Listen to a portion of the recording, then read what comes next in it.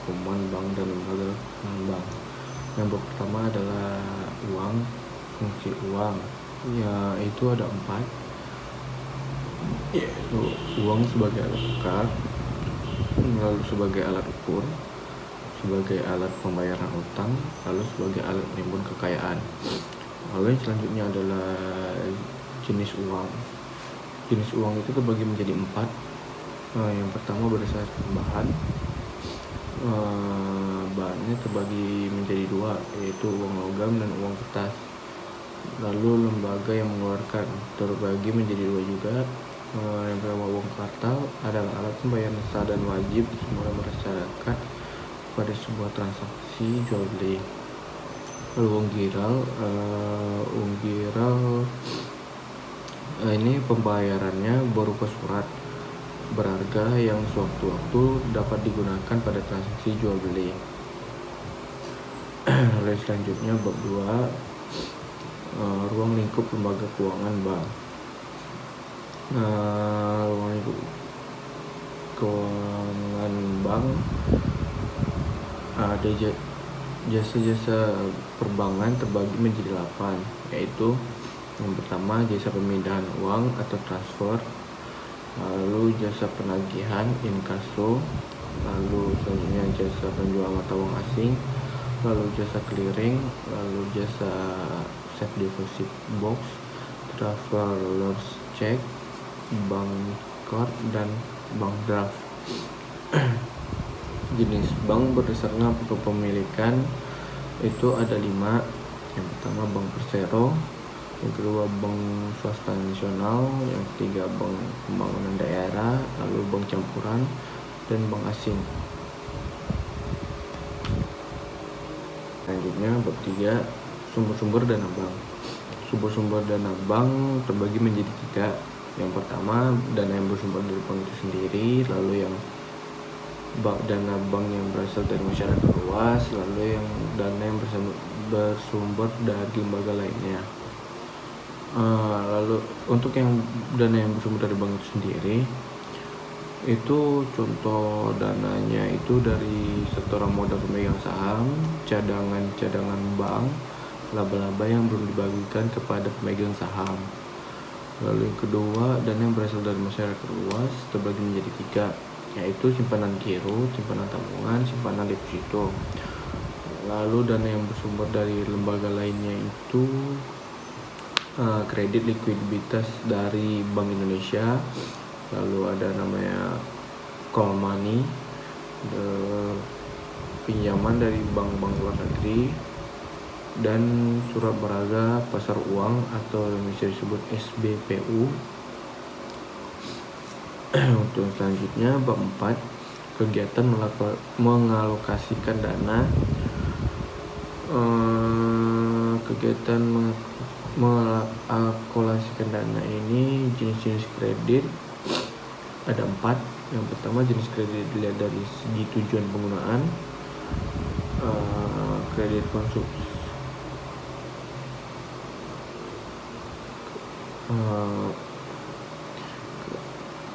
kredit konsumtif digunakan untuk keperluan konsumsi.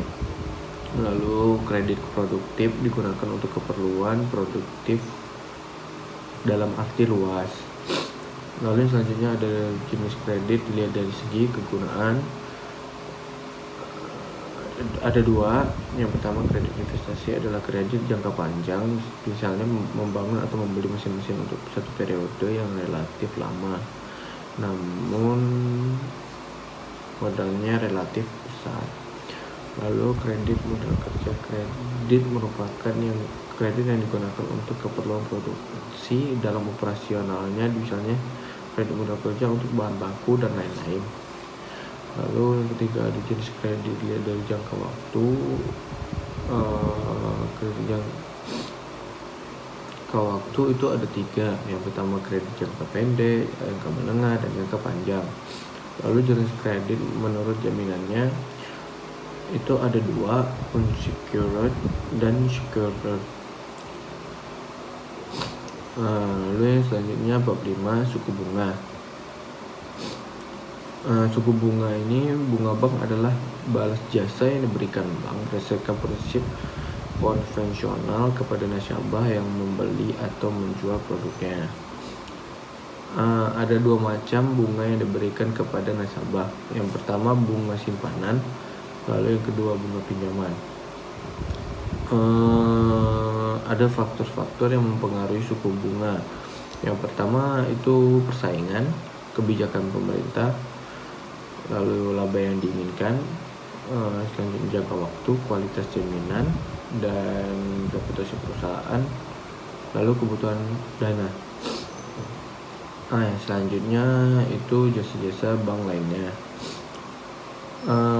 Tujuan dari pemberian jasa bank lainnya ini untuk mendukung dan memperlancar kegiatan menghimpun dana dan menyalurkan dana.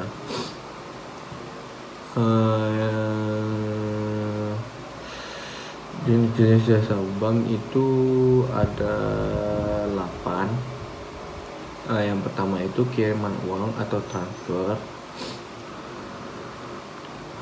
Kiriman uang atau transfer ini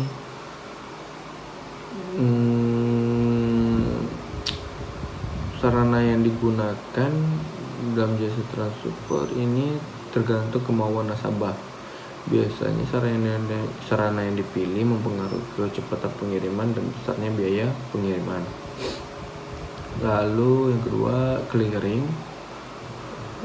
Clearing ini merupakan jasa penyelesaian utang antar bank dengan saling menyerahkan warkat yang akan dikeliringkan di lembaga clearing. Ya itu. Lalu yang selanjutnya inkaso, merupakan jasa bank untuk menagih warkat yang berasal dari luar kota atau luar negeri. Lalu yang selanjutnya safe deposit box. Safe deposit box ini jasa bank yang diberikan kepada nasabahnya dengan jalan menyewakan sebuah penyimpanan kepada nasabah untuk menyimpan dokumen atau benda-benda berharga miliknya. Lalu bank card. Bank card ini kartu plastik yang dikeluarkan oleh bank untuk digunakan untuk alat pembayaran di tempat-tempat tertentu. Lalu selanjutnya bank notes. Bank notes ini seperti uang kartal yang dikeluarkan atau diterbitkan oleh bank di luar negeri. Biasanya bank sini sering disebut juga divisa tunai.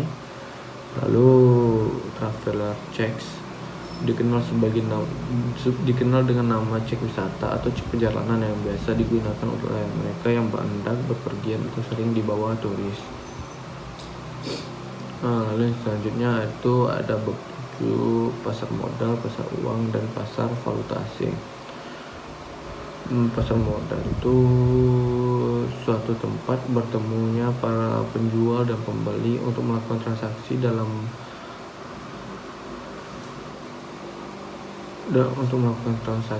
untuk memperoleh modal. Pasar modal ini ada 3. Yang pertama itu ada saham, ada obligasi, dan yang selanjutnya ada reksadana. Pasar uang ini memiliki pengertian kegiatan perdagangan surat berharga untuk memenuhi permintaan dan penawaran dana dalam jangka waktu pendek tanpa batasan tempat. Tujuan utamanya untuk membantu orang yang memerlukan dana, sehingga nama lain pasar uang adalah pasar kredit jangka pendek. Lalu selanjutnya itu bab 8, pegadaian. Usaha gadai adalah aktivitas menjaminkan barang-barang berharga kepada pihak pegadaian guna memperoleh sejumlah uang dan barang yang sudah dijaminkan akan ditebus kembali. Ciri-ciri usaha gadai itu ada 3. Yang pertama, terdapat barang-barang berharga yang digadai. Yang kedua, nilai jumlah pinjaman tergantung nilai barang yang digadaikan. Yang ketiga, barang yang digadaikan dapat ditebus kembali.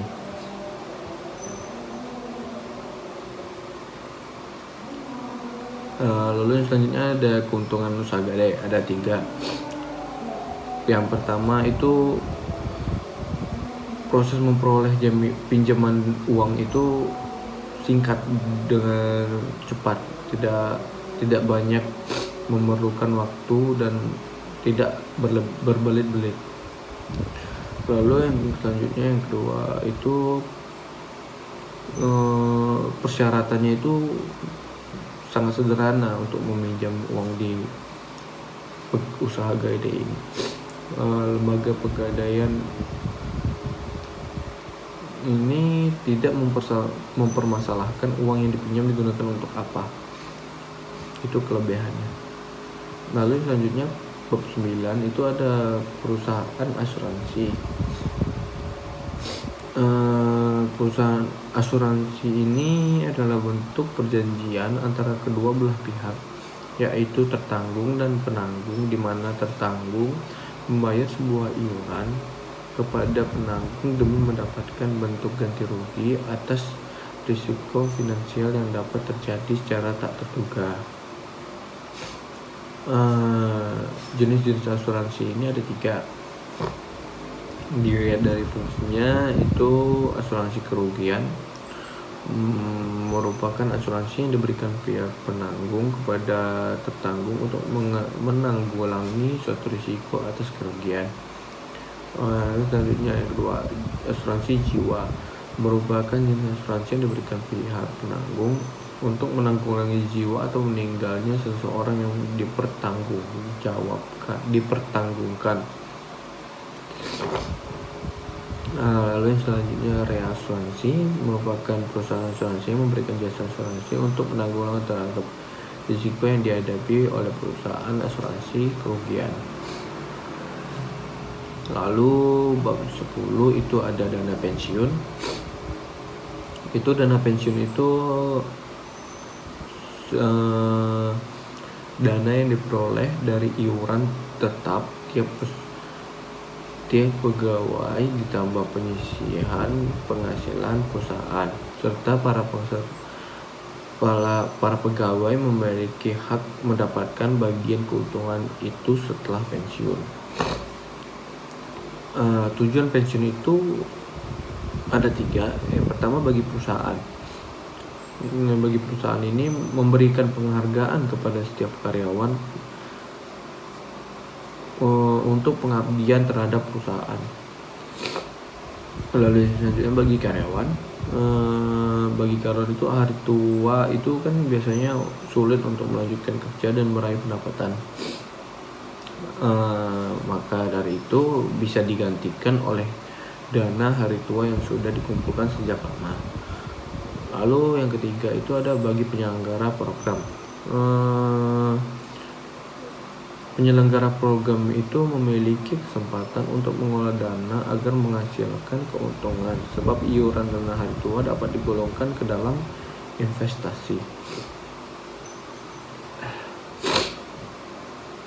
Lalu selanjutnya itu bab 11 kartu plastik.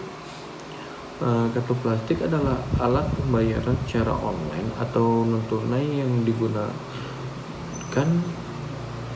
kartu dan diterbitkan oleh bank negeri maupun swasta. Keuntungan dan kerugian kartu plastik ini, yang pertama itu keuntungan bagi bank atau lembaga keuangan. Yang pertama, iuran tahunan pemegang kartu, bunga yang dikenakan pada saat berbelanja, ada biaya denda terhadap keterlambatan. Lalu keuntungan bagi pemegang kartu itu kemudahan berbelanja dengan cara kredit, kemudahan memperoleh uang tunai selama 24 jam. Lalu keuntungan bagi merchant itu meningkatkan omset penjualan sebagai bentuk pelayanan kepada pelanggan. Lalu yang selanjutnya itu kerugian bagi bank dan lembaga lainnya jika terjadi kemacetan pembayaran oleh nasabah yang berbelanja karena penerbitan kartu kredit biasanya tanpa menggunakan benda atau barang jaminan. Itu kerugian bagi nasabah. Biasanya nasabah agak boros dalam belanja. Hal ini karena nasabah merasa tidak mengeluarkan uang tunai. Sekian dari saya, Ridwan Tritama. Jika ada salah-salah kata, saya mohon maaf. Wabillahi taufiq wal hidayah. Wassalamualaikum warahmatullahi wabarakatuh.